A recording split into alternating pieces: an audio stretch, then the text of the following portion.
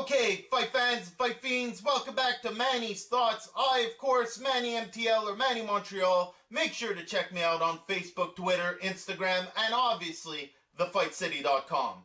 As usual, I'll give you guys my thoughts on what's going down in the world of combat sports. Let's get started. Okay, so first off, as usual, congratulations are due. Big fight in Sorel. Shakeel Phinn steals the show after losing 5 rounds of a 6-rounder and getting dropped by a short uppercut at the end of the 5th round. He goes into his corner. Former world champion trainer Ian McKillop must have said something right to him, because the kid got out for the 6th round and started landing some heavy shots. Putting on the pressure, he finally gets to touch his opponent. Caught him with some short left hooks and a beautiful right hand, knocking down his opponent with 1 second left. The kid's down. Coude tries getting up, stumbles a little bit, which gives the ref enough concern to stop the fight. What's even more insane for this kid in front of his hometown crowd is that there was a second left in the fight, and the bell can't save you in the last round. Terrific stuff. Last minute pullout for Shakeel Phinn. Never give up. Terrific fight. They're already talking rematch. Hopefully my boy Shakeel gets a little more work with some southpaws, because Coude came very close. Very, very close. But man, great fight. Shakeel Phinn. If you don't know the name, you obviously don't watch the show. Shakeel.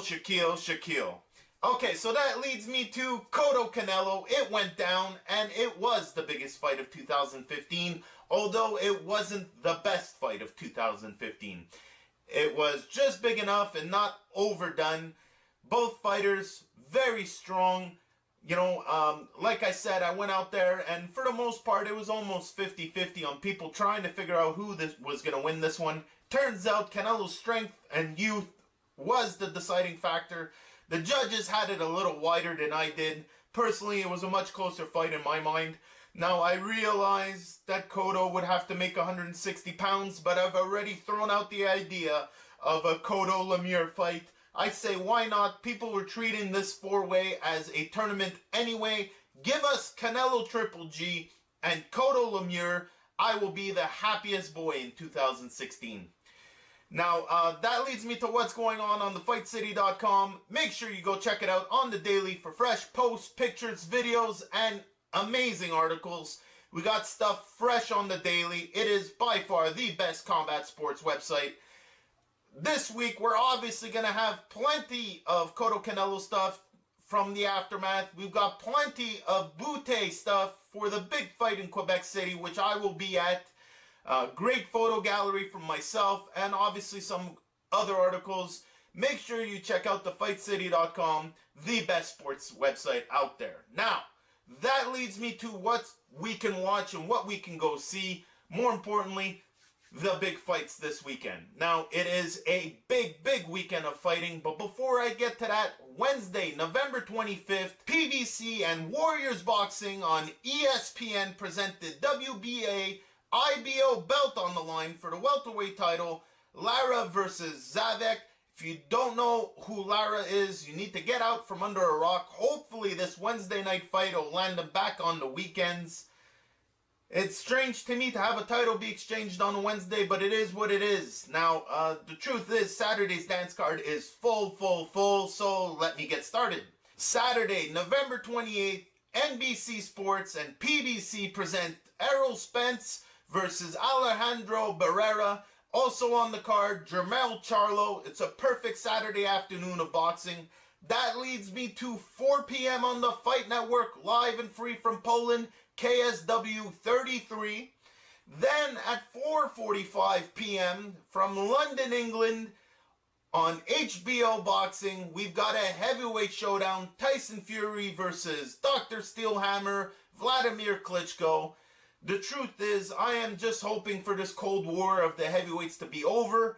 I would love nothing more than for Tyson Fury to shake things up in the heavyweight division.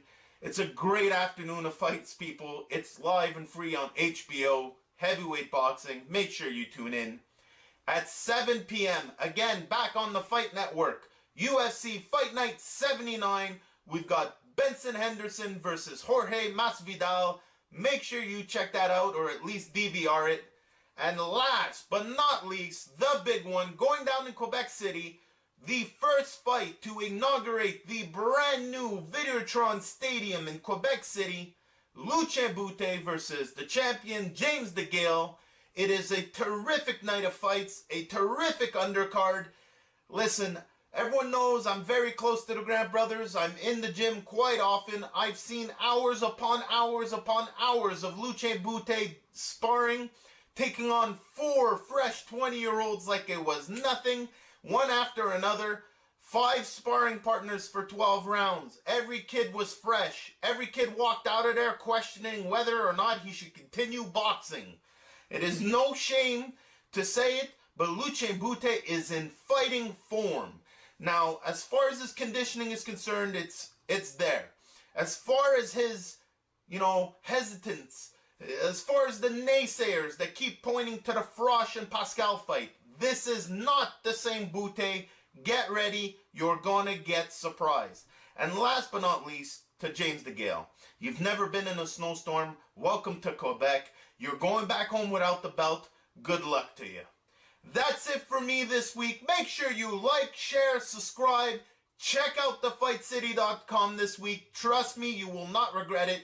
If you want a Fight City t-shirt, hit us up. They're now for sale. Like, share, subscribe. I'll see you guys next week.